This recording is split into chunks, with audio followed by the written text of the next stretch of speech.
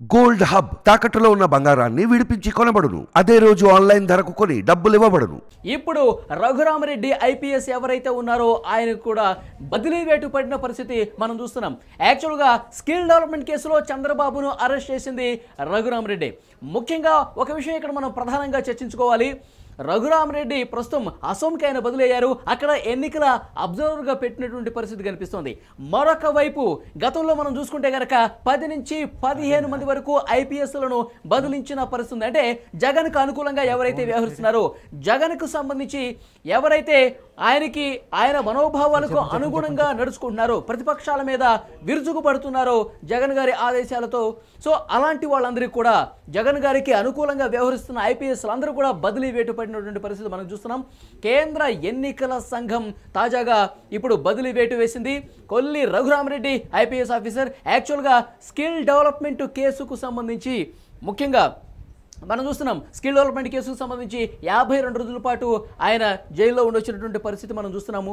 ముఖ్యంగా ఈ అరెస్ట్ చేసింది కూడా కొల్లి రఘురామరెడ్డి చెప్తున్నారు. నిన్న మనకు తెలుసు అక్కడ సిట్టు కార్యాలయంలో ఈ పలు కేసులకు సంబంధించి అక్కడ పత్రాలు దగ్ధం చేసినటువంటి ఘటనకు సంబంధించి ఆయన వివరణ ఇచ్చే ప్రయత్నం చేశారు. యాక్చువల్గా అవి అమరావతి భూములకు సంబంధించి ఏదైతే అక్రమంగా కక్షపూరితంగా కేసులు పెట్టారో వాటికి సంబంధించినటువంటి కాగితాలుగా చెప్తున్నారు. వాటికి సంబంధించిన ఆధారాలను ధ్వంసం చేసే పరిస్థితి ప్రస్తుతం ఉంది కాబట్టి వాటిని కాల్చివేసేయారని చెప్పేసి ప్రతిపక్షాల నుంచి తీవ్ర ఎత్తున విమర్శలు వస్తున్నాయి. ఇది జరిగినటువంటి కొద్ది గంటలకే కొల్లి రఘురామరెడ్డిని అసోంకి బదిలీ చేసినటువంటి పరిస్థితి ఉంది. సో ఈ బదిలీ వేటు వేయటం కావచ్చు, ఇట్లా అనుకూలంగా ఎవరైతే వ్యవహరిస్తున్నారో అధికారుల పట్ల ప్రస్తుతం వాళ్ళకి బదిలీ చేయడంతో పాటు జగన్ గారికి నోటీసులు ఇవ్వడంతో పాటు అసలు ఆంధ్రప్రదేశ్లో జగన్కి వ్యతిరేకంగా గాలి వీస్తున్నటువంటి పరిస్థితి కనిపిస్తోందని ఈ పరిణామాలన్నీ కూడా రుజువు చేస్తున్నటువంటి పరిస్థితి కనిపిస్తోంది. సో దీని గురించి కొంత మనం విశ్లేషించే ప్రయత్నం చేద్దాం. ప్రస్తుతం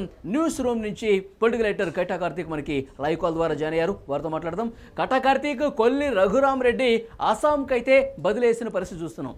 గత కొన్ని రోజులుగా జరుగుతున్న పరిణామాలు కూడా మనం అబ్జర్వ్ చేస్తున్నాం.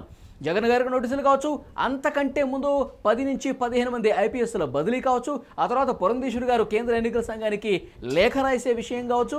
సో ఇప్పుడు నిన్న ఏదైతే ఈ దస్త్రాల దగ్ధం తర్వాత వెంటనే ఈ పరిణామం జరగటం కావచ్చు, ఎట్లా చూడాల్సిన అవసరం కనిపిస్తోంది?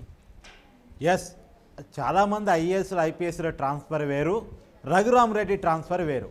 సహజంగా ఏంటంటే ఎన్నికల సమయంలో ఐఏఎస్లు ఐపీఎస్ల మార్పు బదిలీలు అనేటువంటి కామన్ జనరల్గా అయితే.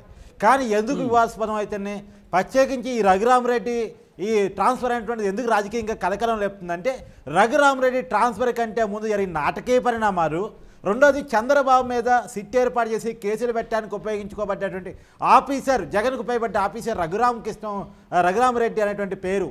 ఈ 2 కారణాలు ఇచ్చే రఘురామరెడ్డి ట్రాన్స్ఫర్ని ప్రత్యేకించి రాజకీయ కోణంలో చూడాల్సిన పరిస్థితి వస్తుంది. వాస్తవానికి నిన్న ఈవినింగ్ రఘురామరెడ్డి ట్రాన్స్ఫర్ అస్సాంకు జరిగింది. అస్సాంకు జరగకంటే ముందు కొన్ని పత్రాలు సిట్ ఆఫీస్ ముందు ధ్వంసం అయ్యాయి, అంటే కాలబెట్టే ప్రయత్నం చేశారు. ఆ కాలబెట్టే ప్రయత్నంలో స్థానికులు అడ్డుకునే ప్రయత్నం చేశారు, టీడీపీ నాయకులపై ప్రశ్నించే ప్రయత్నం చేశారు, దాన్ని రాజకీయంగా పట్టాభి లాంటి వారు ప్రెస్ మీట్ పెట్టి ఆరోపణలు చేశారు. ఆ తగలబెట్టిన వాటిలో హెరిటేజ్కి సంబంధించినటువంటి పత్రాలు ఉన్నాయి అనేటువంటిది. అంటే వాస్తవానికి ఒక్కసారి కొన్నాళ్ళు వెనక్కి వెళితే చంద్రబాబు మీద కేవలం 60 రోజుల కాలంలో 6 కేసులు పెట్టబడ్డాయి. ఇది ఒక రకంగా రికార్డ్ అనుకోవచ్చు.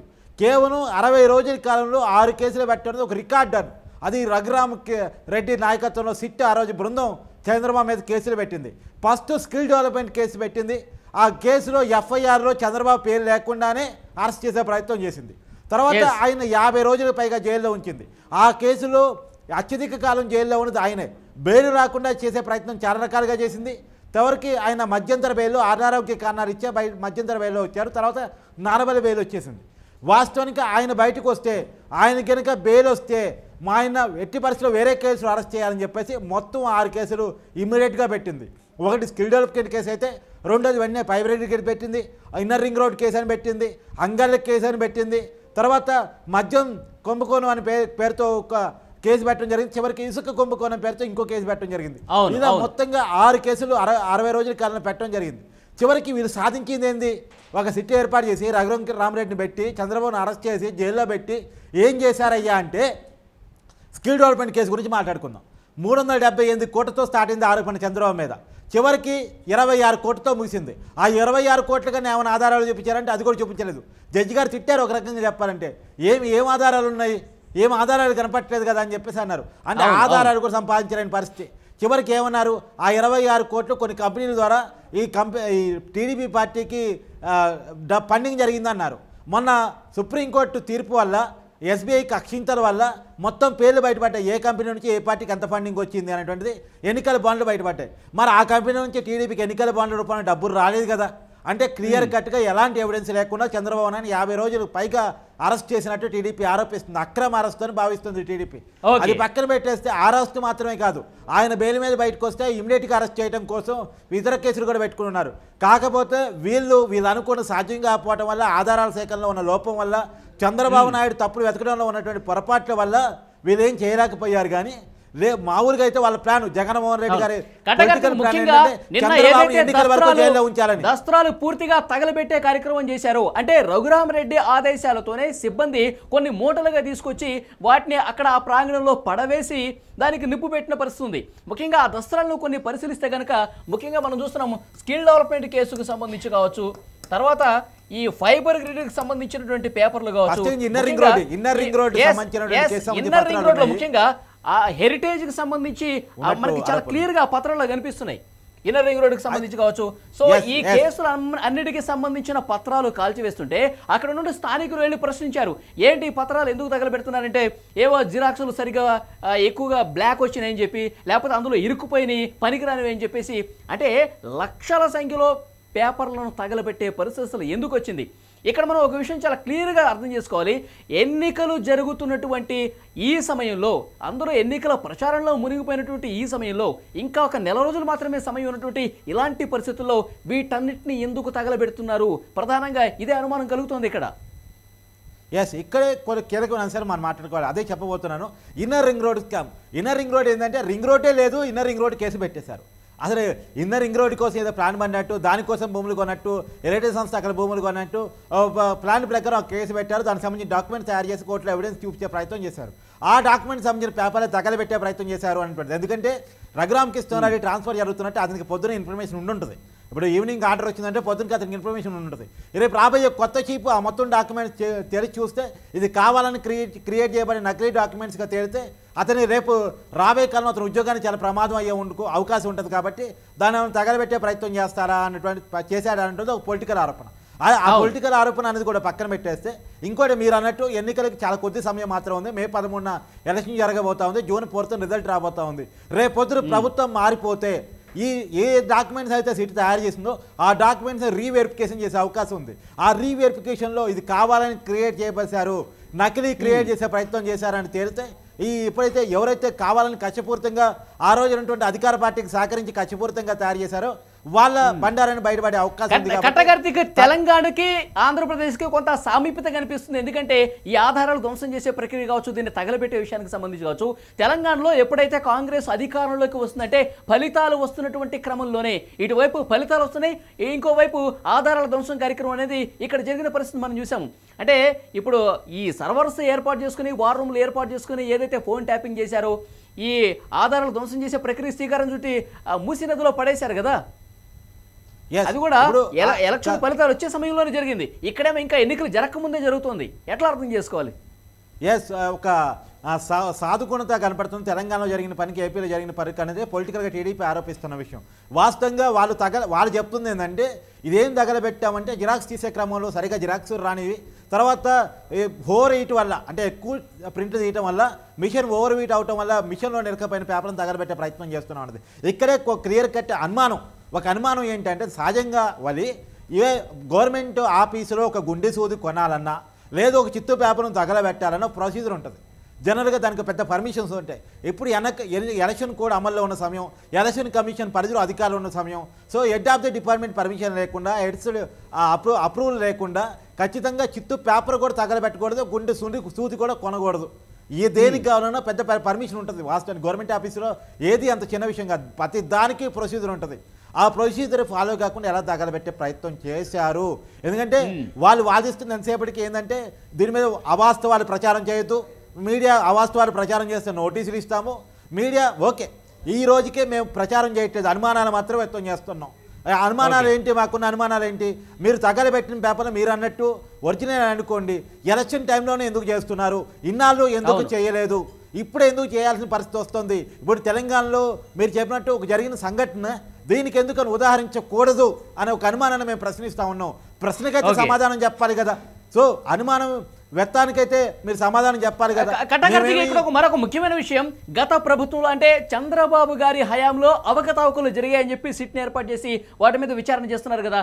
అదే కదా ఈ కేసులన్నీ కూడా, స్కిల్ కావచ్చు, ఫైబర్ కావచ్చు, ఇన్నర్ రింగ్ రోడ్డు, రాజధాని భూములకు సంబంధించి కావచ్చు, తర్వాత ఇప్పుడు లేటెస్ట్గా పెడుతున్నటువంటి కొత్త కేసులు, మద్యం కేసు కావచ్చు, ఇసుక కేసు కావచ్చు, వీటన్నింటికి సంబంధించి సిట్ చీఫ్గా రఘురామరెడ్డి గారు ఆయన పని ఆయన చేసుకుంటూ పోతున్నాడు అనుకోవచ్చు. ఇప్పుడు ఆధారాలు ధ్వంసం చేస్తున్నటువంటి ఈ కేసుకు సంబంధించి ఎలక్షన్ కమిషన్ ఏమైనా విచారణ చేయాల్సిన అవసరం ఉందా లేదా? ఇప్పుడు వీళ్ళందరూ దర్యాప్తు చేస్తున్నామని చెప్పేసి చెప్తూ ఉన్నారు. సో ఈ కాల్చివేతకు సంబంధించి కూడా ఆధారాల ధ్వంసం కేసుగా పరిగణించి దీని మీద కూడా దర్యాప్తు చేయాల్సిన అవసరం ఉందా లేదా? ఖచ్చితంగా నేను ఈ ఎలక్షన్ కమిషన్ డిమాండ్ చేస్తున్నాను. ఖచ్చితంగా దీని మీద ఎంక్వైరీ జరగాలి. ఎందుకు కాల్చివేసే ప్రయత్నం జరిగింది, ఏం కాల్చివేసే ప్రయత్నం జరిగింది, అనుమానాలు ఒకవైపు, అప్పుడు వాళ్ళు చేస్తున్నటువంటి వాదం ఒకవైపు. సో దీంట్లో ఏది వాస్తవం అనేటువంటిది చేయాల్సిన పరిస్థితి ఖచ్చితంగా ఉంది. రెండోది ఏంటంటే చంద్రబాబు మీద నేను ఇందాక మాట్లాడినట్టు 6 కేసులు తెలిస్తే ఒక్క కేసులో కూడా ఒక్క ఆధారాన్ని కూడా చూపించలేకపోయారు. నేను సూటిగా రఘురామరెడ్డి గారిని కొన్ని ప్రశ్నలు అడుగుతాను. చంద్రబాబు మీద స్కిల్ డెవలప్మెంట్ కేసు పెట్టారు కదా, మీరు పెట్టింది 378 కోట్ల, 272 కోట్ల, 26 కోట్ల కేసా? ఏం కేసు అన్నది చెప్పండి. రెండోది inner ring road case. Inner ring road కేసులో ఇన్నర్ రింగ్ రోడ్డు కట్టనే లేదు, దాని మీద ఎలా కేసు పెట్టారు? ఎలా భూముల రేట్లు పెరిగాయని మీరు ఆరోపించగలరు? హెరిటేజ్ సంస్థ భూములు కొనుక్కొని లాభపడిందని ఎలా చెప్పగలరు? లేదా నారాయణ సంస్థల భూములు రేట్లు పెరిగాయని ఎలా చెప్పగలరు? 3 ఫైబర్ గ్రిడ్ కేసు. ఫైబర్ గ్రిడ్కి సంబంధించినటువంటి సామాగ్రి కానీ లేదా ఇంటింటికి ఇంటర్నెట్ సదుపాయం కానీ అది మంచిదే కదా, దాంట్లో ఏం కొమ్ముకోనని మీరు చూడదలుచుకున్నారు? ఈ రోజు వరకు మీరు పట్టుకున్న ఆధారాలు ఏంటి? 4వది అంగళ్ళ కేసు. అంగళ్ళ కేసులో చంద్రబాబు నాయుడు ఆ రోజు ప్రచారానికి పోతే కార్యకర్తల మధ్య జరిగిన వాగ్వాదంలో వైసీపీ నాయకుడు చంద్రబాబు పర్యటన అడ్డుకునే ప్రయత్నం చేసినప్పుడు కార్యకర్తల మధ్య జరిగిన గొడవకి జడ్ ప్లస్ సెక్యూరిటీ ప్లస్ అంటే ఒక రకంగా చెప్పాలంటే నేషనల్ సెక్యూరిటీ మధ్యలో ఉండి చంద్రబాబు నాయుడికి సంబంధం ఎలా ఉంటుంది? అతను అత్యాయత్నం చేసే ప్రయత్నం అవకాశం ఉందా? అసలు అవకాశమే ఉండదు కదా. చంద్రబాబు జడ్ ప్లస్ కేటగిరీ పోలీసుల నేషనల్ సెక్యూరిటీ మధ్యలో ఉండే వ్యక్తి ఆయన వచ్చేసి ఒకరి మీద హత్యా ప్రయత్నం చేసే ప్రయత్నం ఎలా చేస్తాడు? అసలు ఏమన్నా పెట్టే వాళ్ళకన్నా ఉండాలి కదా. అది ఒకటి. ఇంకోటి ఏంటంటే పెట్టిన మద్యం కేసు. ఇవాళ మద్యం విధానం అంటుంటుంది ఈ రోజు విమర్శలే పాలవుతుంది. అసలు ఆ రోజు మద్యం విధానం మీద ఏమైనా విమర్శలు ఉన్నాయా? ఈ రోజు కదా భూములు వస్తుంది, ఈ రోజు కదా ప్రెసిడెంట్ గోల్డ్ మెడల్ వచ్చింది, ఈ రోజు కదా 17 డిపోల్లోనే మద్యం కొనుగోలు జరుగుతుందా అని చెప్తుంది. ఇది కదా విమర్శ అనేది. కానీ ఆ రోజు మద్యం మీద ఏమైనా వివాదం ఉందా? రెండోది ఇసుక మీద కేసు పెట్టారు. ఆ రోజు ఫ్రీగా ఇసుక పంచారు, కానీ ఈ రోజు ఫ్రీగా ఇసుక దొరకని పరిస్థితి. ఈవెన్ ఆన్లైన్లో బుక్ చేసుకున్నామని ఆన్లైన్లో దొరకని పరిస్థితి. ఇసుక పేరుతో వైసీపీ మంత్రులు ఎమ్మెల్యేలు భారీగా సంపాదించాలని పొలిటికల్ ఆరోపణలు ఉన్న పరిస్థితి. ఈ రోజు కదా ఇసుక మీద ఆరోపణలు ఉన్నాయి. ఆ రోజు ఫ్రీగా ఇసుక దొరికింది కదా, ఆ రోజు కన్స్ట్రక్షన్ జరిగింది కదా, ఈ రోజు కన్స్ట్రక్షన్ దొరకని పరిస్థితి కదా. ఈవెన్ కుప్పల పేరుతో వైసీపీ ఎమ్మెల్యేలు భారీగా ఇసుకను పెట్టుకొని ఆన్లైన్లో మొత్తాన్ని హ్యాకింగ్ చేసేసి ఆన్లైన్లో బుక్ చేసుకునే అవకాశం లేకుండా వైసీపీ నాయకుల దగ్గర ఇసుక కొనుక్కోవాలన్న పరిస్థితి ఇవాళ కదా క్రియేట్ అయింది. ఇది కదా ఆరోపణలు. ప్రభుత్వాలు విధానపరంగా తీసుకున్న అన్ని నిర్ణయాల మీద ఇట్లా కేసులు పెట్టుకుంటా పోతే ప్రభుత్వం నడిచే పరిస్థితి ఉంటుందా? ఇప్పుడు ప్రభుత్వం మారింది అనుకుందాం, ఇప్పుడు కూటమి అధికారంలోకి వచ్చింది అనుకుందాం, ఇప్పుడు ఎన్ని కేసులు పెట్టచ్చు? జగన్ గారు ప్రభుత్వం అవలంబించిన ఈ విధానాలన్నింటి మీద ఇప్పుడు మీరు మద్య విధానాన్ని ఎగ్జాంపుల్గా చెప్పారు. ఇక్కడ ఎలాంటి పరిస్థితి ఉందో, ప్రస్తుతం ఎలాంటి విధానం నడుస్తుందో, సో అన్నింటి మీద కేసులు పెట్టుకుంటూ పోతే జగన్ గారికి సంబంధించి ప్రభుత్వానికి సంబంధించి 100 కేసులు వస్తాయేమో. ఖచ్చితంగా. అది ఇప్పుడు కేసులు పెట్టడమే కొలమానం అయితే 100 కేసులు పెట్టుకోవచ్చు, కానీ పరిపాలన కొలమానంగా ఉండాలి. పాలించేవాడికి పాలన దక్ష కొలమానంగా ఉండాలి. ఇప్పుడు రాజధాని కట్టడం మీదో, కంపెనీలు తేవటం మీదో, ఉద్యోగాలు ఇవ్వటం మీదో, ఇలాంటి వాటి మీద కొలమానం ఉండాలి తప్ప ప్రతిపక్ష నాయకుని ఎలా వేధించాలి? ఇప్పుడు చాలా ఆరోపణ ఏంటంటే ఈ రఘురామరెడ్డిని కావాలని పెట్టిందే ప్రతిపక్ష నాయకుల మీద కేసులు పెట్టడం కోసం, ప్రత్యేకించి చంద్రబాబు నాయుడిని వేధించడం కోసం. చంద్రబాబు నాయుడిని వేధించే సిట్కి హెడ్గా చేశారు అనేటువంటిది రాజకీయంగా ఉన్న ఆరోపణ. ఆయన చేసిన పనులు ఏంటంటే చంద్రబాబు మీద ఏవే కేసులు పెట్టవచ్చు, ఎలాంటి ఎఫ్ఐఆర్లు నమోదు చేయొచ్చు, ఎన్నాళ్ళు జైల్లో ఉంచవచ్చు అనేటువంటిది. ఇప్పుడు మాజీ మంత్రి నారాయణ మీద కూడా ఆయన ఇంటి మీద సోదా నిర్వహించాడు. యాక్చువల్గా ఇప్పుడు నారా లోకేష్ గారిని కూడా ఈ ఇన్నర్ రింగ్ రోడ్ గురించే కదా పిలిచి వేసిన ప్రశ్న వేశారు. గతంలో ఏదైతే తను నోటీసులు ఇచ్చినప్పుడు ఏవైతే అడిగారో ఇప్పుడు ఆఫీసుకు పిలిచి కూడా వేసిన ప్రశ్న వేశారు. అందులో కొత్తదనం ఏదని చెప్పేసి చెప్పారు. యాక్చువల్గా అదే రోజు నారా లోకేష్ను అరెస్ట్ చేయబోతున్నారని చాలా ప్రచారం కూడా జరిగింది. కానీ రాజకీయ కారణాలతో వెనక తగ్గినట్టుగా తెలుస్తుంది. ఇప్పటికే 52 రోజుల పాటు చంద్రబాబు గారిని జైల్లో పెట్టాము, ప్రభుత్వం మీద పూర్తిగా వ్యతిరేకత వచ్చింది, నారా లోకేష్ను అరెస్ట్ చేస్తే ఇక అంతే సంగతులు అని భావించి వెనక్కి తగ్గారే తప్ప ఈ కేసులో నిజాయితీగా ఉంది, తప్పు జరిగిందని కాదంట. ఏమంటారు?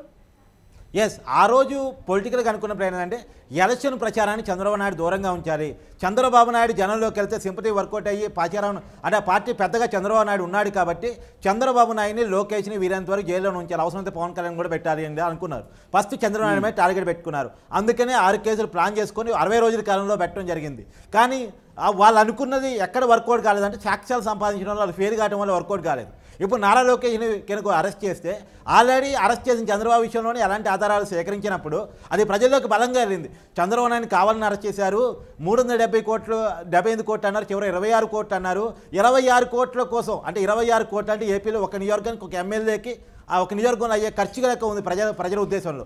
కాబట్టి 26 కోట్లను చంద్రబాబు నాయుడు గారికి కుంభకోణానికి పాల్పడతారా, ఇది ఎక్కడ పోవాలా, అసలు నమ్మి తట్టుకోవడం లేదు అని జనంలోకి వెళ్ళిపోయిన తర్వాత వాళ్ళ సర్వేలు చంద్రబాబు సింపతి క్రియేట్ చేసి పెడుతున్నాయి అని వాళ్ళ సర్వేలు ఇంటర్పోల్ సర్వేలే వాళ్ళ ఇంటెలిజెన్స్ సర్వేలే చెప్తున్న తర్వాత జగన్మోహన్ రెడ్డి వెనక్కి తగ్గాడు. ఇంకా చంద్రబాబు నాయుడు విషయంలో ముందుకెళ్తే మనకు మైనస్ అయ్యే అవకాశం ఉంది, నారా లోకేష్ని కూడా అరెస్ట్ చేస్తే మైనస్ అయ్యే అవకాశం ఉంది, ఫస్ట్ ఆధారం లేకుండా అరెస్ట్ చేస్తే ప్రజల్లో నవ్వులు పాలయ్యే అవకాశం ఉంది అనేటువంటి విషయంలో వెనక్కి తగ్గాడు అనేది మనకు క్లియర్ కట్గా జరిగిన పరిణామాన్ని బట్టి అర్థమైన విషయం. ఎస్, అంటే కట్టకర్తికి ఇప్పుడు తెలుగుదేశం పార్టీ కొంత ఇంటర్నల్గా నాయకులు చర్చించుకుంది ఏంటంటే కూటమి డెఫినెట్గా అధికారంలోకి వస్తుంది, అధికారంలోకి వచ్చిన తర్వాత వైజాగ్లో భారీగా భూదోపిడీ జరిగింది, భూ కుంభకోణం జరిగింది వైసీపీ హయాంలో, ముందుగా ఇన్వెస్టిగేషన్ చేసేది వైజాగ్ భూ కుంభకోణానికి సంబంధించి అని చెప్పి పెద్ద ఎత్తున చర్చ జరుగుతుంది. ఎస్, రాజధాని కట్టలేదు కానీ భూములు కబ్జా చేశారన్నాడు వాళ్ళ మీద ఆరోపణ. రాజధాని కట్టడానికి సెక్రటరీ కట్టలేదు, ఒక్క బిల్డింగ్ కూడా కట్టలేదు. ఈవెన్ ఒక సెక్రటరీ కట్టారా, లేదా ఒక అసెంబ్లీ కట్టారా, లేదా ఒక హైకోర్టు కట్టారా? ఇప్పుడు ఏపీ అసెంబ్లీ ఎక్కడుంది? ఆ రోజు చంద్రబాబు కట్టిన ఆ బిల్డింగ్లో దొరుకుతుంది. ఎక్కడ సెక్రటరీ ఉంది? ఆ రోజు చంద్రబాబు కట్టిన బిల్డింగ్లో కొనసాగుతోంది. ఎక్కడ హైకోర్టు ఉంది? ఆ రోజు చంద్రబాబు కట్టిన బిల్డింగ్లో కొనసాగుతోంది. అలా ఒక్క బిల్డింగ్ కూడా కట్టలేని వ్యక్తి కొండలు దవ్వి తన బిల్డింగ్ కట్టుకున్నాడు, కొండలు దవ్వేసి ఒక రాజభవనం కట్టేసుకున్నాడు. ఒక ఆరోపణ వైసీపీ ఎదుర్కొంటా ఉంది. అది కాకుండా మొదట విజయసాయిరెడ్డి వైసీపీకి ఇన్ఛార్జిగా ఉండేవాడు. విజయసాయిరెడ్డి అసలు వాళ్ళ కళ్ళను మీకు ఉదాహరణగా చెప్తూ వస్తాను. 2014లో వైఎస్ జగన్మోహన్ రెడ్డి గారి తల్లి ఆ పార్టీ గౌరవాధ్యక్షురాలు విజయమ్మ పోటీ చేశారు వైజాగ్ నుంచి. ఆ రోజు ఆమె ఓడిపోయారు. ఆ రోజు నుంచే వైజాగ్ మీద వాళ్ళ కన్ను ఉంది అనేది మనకు క్లియర్గా అర్థమవుతున్న విషయం. అంటే 2014 వాళ్ళ అధికారంలోకి వస్తున్నారు, విజయమ్మ ద్వారా మన పెత్తనం వైజాగ్లో చెల్లుబాటు కావాలి, మనమే అక్కడ ఎంపీగా ఉండాలని ఆమెను పోటీ చెప్పారు. తర్వాత అక్కడ వాళ్ళ కుటుంబం నుంచి పోటీ చేస్తే గెలిచే పరిస్థితి లేదని చెప్పేసి వేరే వ్యాపారవేత్తకు 2019లో టికెట్ ఇచ్చినప్పటికీ కూడా పేరుకి అతను ఎంపీగా ఉన్నాడు. ఇన్ఛార్జిగా విజయసాయిరెడ్డి ఉండే, ఇన్ఛార్జిగా విజయసాయిరెడ్డి పెత్తనం కొనసాగింది.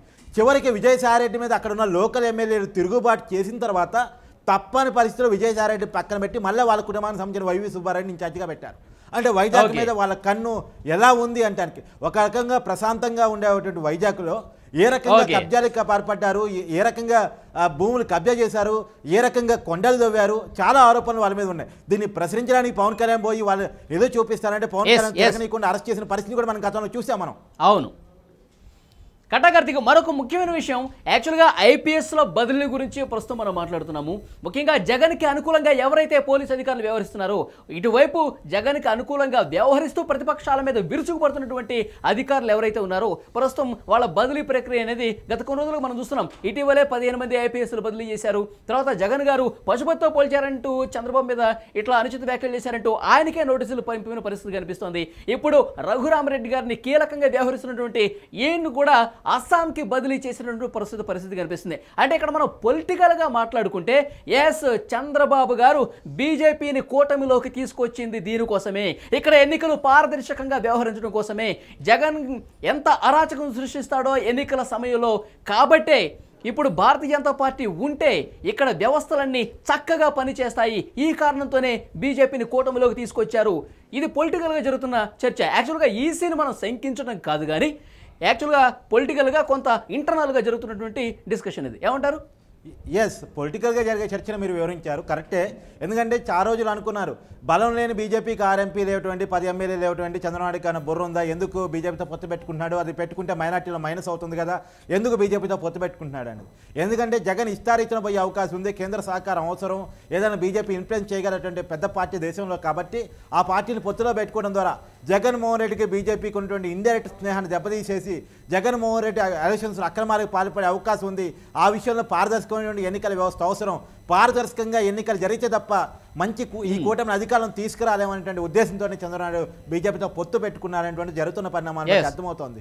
ఐఏఎస్ ఐపీఎస్ ట్రాన్స్ఫర్ కావచ్చు, రఘురామరెడ్డి ట్రాన్స్ఫర్ కావచ్చు, తర్వాత మీరు అన్నట్టు జగన్కి నోటీసులు కావచ్చు.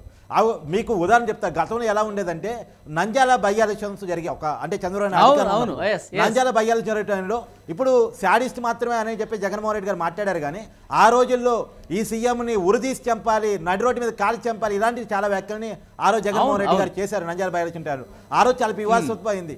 సో ఇప్పుడు ఇది కొత్తగా వివాదాస్పద వ్యాఖ్యలు జగన్మోహన్ రెడ్డి గారు చేయడం అనేటువంటిది. మీరు జగన్మోహన్ రెడ్డి గారి స్టేట్మెంట్ కూడా జాగ్రత్తగా గమనించండి. స్టేజ్ ఎక్కినప్పుడు కూడా పవన్ కళ్యాణ్ విమర్శించారంటే 3 పెళ్ళాలంటూ మాట్లాడతారు, చంద్రబాబు గారిని విమర్శించారు అంటే వ్యక్తిగత విమర్శలకి ఆయన ప్రాధాన్యత ఇస్తూ వస్తుంటారు. వైసీపీ నాయకులు కూడా చాలా ప్రాధాన్యత ఇస్తూ వస్తుంటారు. ఆ పార్టీలో కొన్ని మంది మంత్రుల మీద బూతుల మంత్రులు అనే పేరు కూడా విమర్శలు కూడా ఉన్నాయి. సరే ఇవన్నీ వ్యక్తిగత అంశాల జోలికి రాజకీయాలను ముడిపెట్టే పరిస్థితులు. కాకపోతే ఈ రోజు ఎలక్షన్ కమిషన్ అలాంటి వాటిని ఉపయోగించే పరిస్థితుల్లో లేదు. ఈవెన్ జగన్మోహన్ రెడ్డికే నోటీసులు పంపించగలిగారంటే మిగతా పరిస్థితి ఊహించవచ్చు మనం. కాబట్టి దాంట్లో జగన్కే నోటీసులు పంపడంలో క్లియర్ కట్ ఇండికేషన్ ఉంది. జగన్మోహన్ రెడ్డి గారు రాంగ్గా మాట్లాడితేనే మేము తప్పుగా తీసుకునేది చూస్తే ఇక మిగతా వాళ్ళు మాట్లాడితే ఊరుకునేదే లేదు అని ఒక హెచ్చరికను పంపడం ఉద్దేశం. కాబట్టి ఖచ్చితంగా చంద్రబాబు గారు సీరియస్ గా బీజేపీతో పొత్తు పెట్టుకోవడం కూడా ఇలాంటి ఉద్దేశాలు ఉన్నాయి అనేటువంటిది పొలిటికల్. ఈ బదిలీ వేట్లు వేయటం కావచ్చు, లేదంటే చంద్రబాబు కూటమికి సంబంధించి ఎక్కడ ఎలాంటి అవకాశం ఉన్నా సరే ప్రస్తుతం జగన్మోహన్ రెడ్డి గారు ముఖ్యమంత్రిగా ఎలాంటి వ్యవహారాన్ని నడిపించారో ప్రస్తుతం అంతా గమనిస్తున్నటువంటి పరిస్థితుల్లో ఎలక్షన్స్ జరుగుతున్నటువంటి ఈ కీలక సమయంలో ఈసీ చాలా నిశితంగా గమనిస్తోంది అని చెప్పి ఈ పరిణామాలు బట్టి మనం భావించాల్సిన అవసరం ఉందా? ఖచ్చితంగా ఖచ్చితంగా. కానీ రఘురామరెడ్డి గారి అస్సాం ట్రాన్స్ఫర్ విషయంలో మాత్రం క్లియర్ కట్గా గమనించవచ్చు.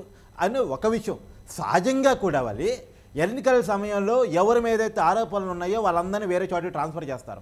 ఎవరు వివాదాలుగా దూరంగా ఉంటారో అంటే అనుమానాలకి ఆరోపణలకే, ఇప్పుడు వాళ్ళంతా దోషులు అని కాదు, వాళ్ళ మీద కేవలం ఆరోపణలు ఉన్నా సరే వాళ్ళని అక్కడ ఎలక్షన్ దూరంగా పెడతారు. ఎందుకు వచ్చిన గొడవ?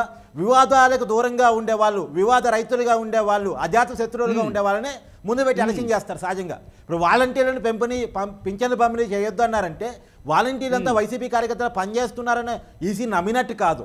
వాళ్ళ మీద ఒక ఆరోపణ ఉంది, వైసీపీ నాయకులు కామెంట్స్ ఉన్నాయి, మన పార్టీ కోసం ప్రచారం చేయండి అంటూ, వాళ్ళు మా పార్టీ కార్యకర్తలే అంటూ వైసీపీ నాయకులు కామెంట్స్ ఉన్నాయి. కాబట్టి ఎందుకు వచ్చింకోవాలా, వాళ్ళందరినీ దూరంగా పెడితే బాగుంటుంది కదా అని చెప్పేసి ఒక ఫ్రీ అండ్ ఫెయిర్ ఎలక్షన్ నడపడం కోసం ఈసీ చేసే జనరల్ ప్రక్రియ ఇది. దీంట్లో వివాదాలు తీసుకోవాల్సిన అవసరం లేదు.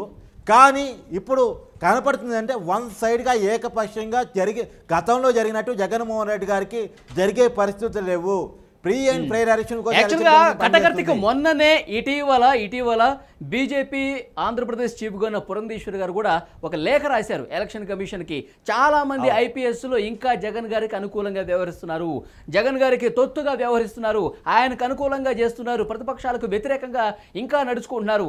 ఇప్పుడు బదిలీలు చేసినటువంటి చాలా చోట్ల కూడా మళ్ళీ జగన్ గారికి అనుకూలంగానే చాలా మంది వచ్చారంట. సో దీన్ని కూడా కొంత మార్చాల్సిన అవసరం ఉంది.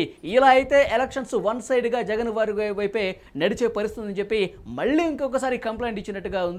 ప్రస్తుతం ఎలక్షన్ కమిషన్ దీని మీద కూడా దృష్టి పెట్టినట్టుగా తెలుస్తుంది. అంటే భవిష్యత్తులో, అంటే సమీప భవిష్యత్తులో ఒక వారం 10 రోజుల్లోనే మరిన్ని కీలకమైన బదిలీలు జరిగే అవకాశం ఉండొచ్చా? ఎస్, ఇక్కడ 2 కంప్లైంట్స్. ఒకటి పురంధేశ్వరి గారి కంప్లైంట్, 2 రఘురామకృష్ణరాజు గారి కంప్లైంట్. పురంధేశ్వరి గారి కంప్లైంట్ ఏంటి? ఇప్పుడు సిఎస్ జవహర్ రెడ్డి గారితో సహా వాళ్ళ ఆరోపణ అయితే జవహర్ రెడ్డి గారితో సహా వాళ్ళు వైసీపీ కోసం పనిచేస్తున్నారు. ఈ పింఛన్ల పంపిణీ వివాదానికి కారణం కూడా ఈ సిఎస్ గారు వ్యవహార శైలే. తర్వాత సెర్పు సీఎండి గారు, ఇలా చాలామంది ఐఏఎస్లు ఐపీఎస్లు వైసీపీకి అనుకూలంగా పనిచేస్తున్నారని ఒక ఆరోపణ బీజేపీ చేస్తూ ఉంది. మీడియా అంటే టీడీపీ అనుకూల మీడియా కూడా రాస్తూ ఉంది. దాని మీద కూడా ఐఏఎస్ ఐపీఎస్ సంఘం నోటీసులు ఇస్తూ ఉన్నారు, కోర్టులకు వెళ్తూ ఉన్నారు, ఆరోపణ చేస్తూ ఉన్నారు. అది పక్కన పెట్టేసి వాళ్ళు కంప్లైంట్ ఇచ్చుకునే రైట్ ఎలక్షన్ సమయంలో ఎలక్షన్ గురించి, ఎలక్షన్కి అనుకూలంగా అంటే అధికార రాజకీయ పార్టీలకు అనుకూలంగా పనిచేసే వ్యక్తుల గురించి మాట్లాడే హక్కు స్వేచ్ఛ అందరికీ ఉంటుంది. ఆ రాజకీయ పార్టీ అధినేతలకు ఉంటుంది. ఖచ్చితంగా పురంధేశ్వరి గారు మాజీ కేంద్ర మంత్రి, ఆమె తక్కువ కాదు. పీసీ ఇవాళ బీజేపీ చీఫ్గా ఉన్నారు ఏపీలో. సో ఆమెకు హక్కు ఉంది, ఆమె కంప్లైంట్ చేసే హక్కు ఉంది, కంప్లైంట్ చేసింది. అది పక్కన పెడితే Yes. రఘురామ కృష్ణరాజు గారు ఇంకో సంచలన ఆరోపణ చేశారు. డీజీపీగా ఉన్న వ్యక్తి కూడా ఇతను కూడా ట్రాన్స్ఫర్ చేయాలి, అతను కూడా వైసీపీ అనుకూల వ్యక్తి అనేటువంటి ఒక ఆరోపణ చేశారు. కారణం ఏంటంటే చాలా మంది మీద చాలా కేసులు పెట్టున్నాయి. ఆ కేసులు ఎన్ని కేసులు ఉన్నాయి, ఎవరి మీద ఎన్ని కేసులు ఉన్నాయి కూడా ఎవరికి తెలియని పరిస్థితి. అని రఘురామ్ ఎగ్జాంపుల్ గా ఆయన కూడా కోర్టును ఆశ్రయించి తన మీద ఎన్ని కేసులు ఉన్నాయో తెలుసుకోవాల్సిన పరిస్థితి వచ్చింది కదా. ఎందుకంటే నామినేషన్ ప్రక్రియలో కేసుల ప్రస్తావన కంపల్సరీగా పేర్కొనాలి. ఎన్ని కేసులు ఉన్నాయో ఖచ్చితంగా పేర్కొనాల్సిన అవసరం ఉంది. ప్రతి వ్యక్తి తన మీద ఎన్ని కేసులు ఉన్నాయో నామినేషన్ పత్రం రాయాలి. కానీ ఎవరికి తన మీద ఎన్ని కేసులు ఉన్నాయో తెలియని పరిస్థితి. రఘురామ కృష్ణరాజు గారి మీద 13 పైన కేసులు ఉన్నాయి అని తెలిసింది. అది డీజీపీకి లెటర్ రాశారంట, నా మీద ఎన్ని కేసులు ఉన్నాయో చెప్పండి అని చెప్పేసి. ఆ డీజీపీ స్పందించలేదు. ఆయన కోర్టు పోయి సమాచారం తెలుసుకోవాల్సి వచ్చింది. ప్రతి ఒక్కరు అలా చేయాలంటే సాధ్యమా అంటే మరి ఎంతవరకు సాధ్యం? రేపు నామినేషన్లు వేస్తారు, వాళ్ళ మీద ఉన్న వాళ్ళకి తెలిసిన కేసులు నమోదు చేస్తారు, తర్వాత ఇంకా కేసులు ఉన్నాయని చెప్పి వాళ్ళ నామినేషన్లు కనుక పక్కకు పోతే అది ప్రతిపక్షానికి ఎంత దెబ్బ అవుతుంది. కాబట్టి ఒక ప్రీ ప్లాన్ షెడ్యూల్ ప్రకారం డీజీపీ ప్లాన్ చేస్తున్నారు, వైసీపీ పార్టీకి అనుకూలంగా పనిచేస్తున్నటువంటి ఒక రాజకీయ ఆరోపణని రఘురామ కృష్ణరాజు గారు పెట్టారు. సో ఈ అన్ని ముఖ్యమైన విషయం వాలంటీర్ల వ్యవస్థ గురించి ఒకసారి మనం ఇక్కడ మాట్లాడుకోవాలి. ఎందుకంటే ఎలక్షన్ కమిషన్ వాలంటీర్లు యాక్చువల్గా ఇప్పుడు గతంలో మీరు ఎట్లయితే పింఛన్లు ఇస్తున్నారో మీరు మీ విధులకు దూరంగా ఉండాలని చెప్పి స్పష్టం చేయడంతో వాలంటీర్స్కి సంబంధించి ఎలాంటి రాజకీయం నడిచిందో మనం చూసాం. చాలా మంది వైసీపీ నాయకులు మీరు వాలంటీర్లుగా రాజీనామా చేయండి, వైసీపీ కార్యకర్తలాగా మీరు మారిపోండి, పార్టీ కోసం పనిచేయండి అని చెప్పి పిలుపునిచ్చిన పరిస్థితి కూడా చూసాం. సో ఇప్పుడు వీళ్ళు రాజీనామా చేసి డైరెక్ట్గా ఓటర్లతో అటాచ్మెంట్ పెట్టుకుంటే గనక ఏంటి పరిస్థితి? దీని మీద కూడా నిశ్చితంగా ఎన్నికల సంఘం పరిశీలించాల్సిన అవసరం ఉందా లేదా? అంటే ఇక్కడ వాలంటీర్లు కూడా కొంత తిరుగుబాటు చేస్తున్నారు వైసీపీ మీద. బలవంతపు రాజీనామాలు చెప్పి బలవంతంగా వాళ్ళని రాజకీయాల్లో పోస్తున్నారండి. కొంతమంది వాలంటీర్లు వాళ్ళు ఇచ్చిన పోతే అది ఒక రకం. కొంతమందిని బలవంతం చేసి వైసీపీ ఇప్పుడు మీకు ఉద్యోగం ఇచ్చిందే మా పార్టీ కోసం పనిచేస్తారని ఎన్నికల టైంలో ఇప్పుడు పేరు నానికి ఆడియో వాయిస్ మనం వినిపించాం లైవ్లో కూడా. తర్వాత అంతకుముందు వైసీపీ ఎమ్మెల్యే మాట కానీ వాలంటీర్లు అంతా రాజీనామా చేసి వైసీపీ కండువాలు కప్పుకొని ప్రచారానికి వెళ్ళి మళ్ళీ జగన్మోహన్ రెడ్డి గారు సీఎం కాబోతున్నారు, మళ్ళీ మీ అందరినీ వాలంటీర్గా నియమించబోతున్నారు. ఏం ఇండికేషన్ జనంలోకి మీరు పంపించదలుచుకున్నారు? ఒక్కసారి ప్రభుత్వ జీతం అంటూ తీసుకున్న తర్వాత వాళ్ళు రాజకీయాల దూరంగా ఉండాల్సిందే. వాలంటీర్లు కూడా ఈ విషయాన్ని మీరు గుర్తుపెట్టుకోవాలి. మీరు ఈరోజు రాజకీయ పార్టీ స్వార్థాల కోసం మీరు రాజకీయాల్లోకి వెళ్తే రైపు లాంగ్ మీకు మచ్చి ఉండిపోతుంది. మీరు కేరళ వాలంటీర్ లెక్క ఉండండి, మీరు రాజకీయాలు దూరంగా ఉండండి. మీ మీద మచ్చ కనుక పడితే మీ మీద ఎలక్షన్ కోడ్ కేసు కనుక పడితే లైఫ్ లాంగ్ గవర్నమెంట్ ఉద్యోగానికి మీరు దూరం అయిపోతారు. ఆ విషయాన్ని మీరు గుర్తుపెట్టుకోండి. మిమ్మల్ని కావాలని కొంతమంది రాజకీయాల కోసం వాడుకునే ప్రయత్నం చేస్తున్నారు, వాటికి మీరు లొంగకండి. జిల్లాకి కలెక్టర్ ఎలానో మండలానికి ఎంఆర్ఓ అలానే ప్రతి 50 ఏళ్లకు వాలంటీర్లు అలానే మీరు 50 ఏళ్ళకి కలెక్టర్, మీరు 50 ఏళ్ళకి ఎంఆర్ఓ, మీరే 50 ఏళ్ళకి ఎండిఓ, అన్నీ మీరే. ప్రభుత్వ జీతం తీసుకున్న తర్వాత మీరు ఒక అధికారులకు బిహేవ్ చేయండి, ప్రభుత్వం కోసం పనిచేయండి, పార్టీ కోసం కాదు. Government is continuous process. ఇవాళ జగన్మోహన్ రెడ్డి గారు ఉండొచ్చు, రేపు చంద్రబాబు గారు రావచ్చు, లేదు జగన్మోహన్ రెడ్డి గారు తిరిగి రావచ్చు.